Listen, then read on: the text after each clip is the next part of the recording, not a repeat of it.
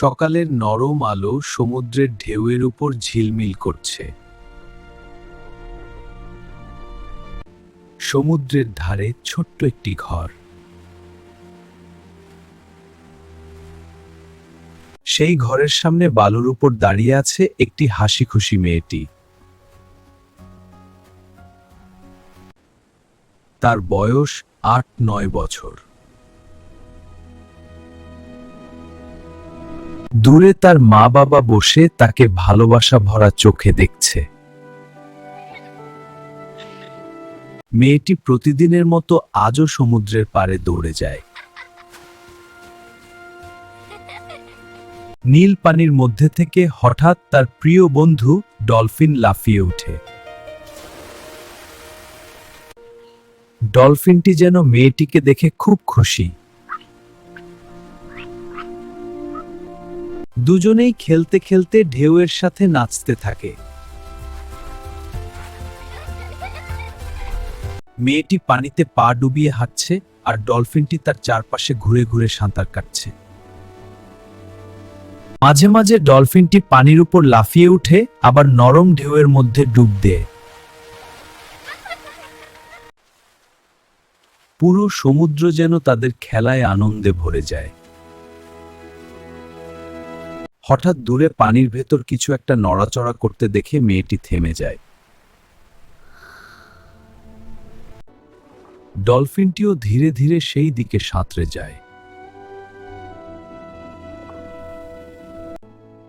কাছে গিয়ে দেখা যায় একটি বড় জালের মধ্যে একটি মা মাছ আটকে গেছে। মা মাছটি ছটফট করছে।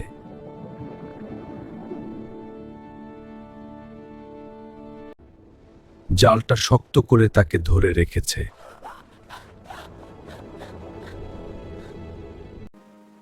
মেয়েটির মুখে দুঃখের ছায়া নেমে আসে।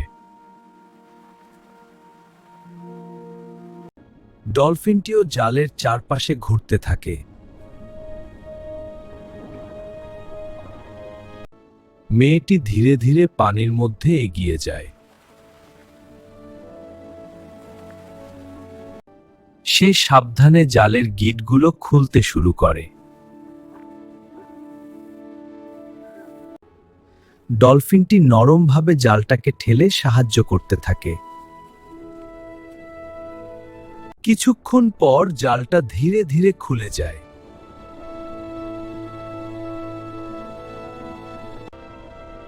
মা মাছটি মুক্ত হয়ে যায়। সে আনন্দে পানির ভেতর চক্কর দিতে থাকে।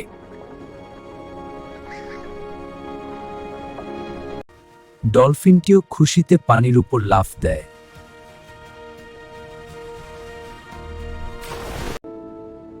তারপর নরম ঢেউয়ের ভেতর দিয়ে সাঁতরে দূরে চলে যায়।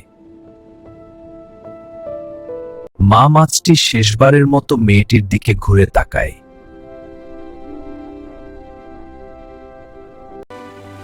আবার খেলি।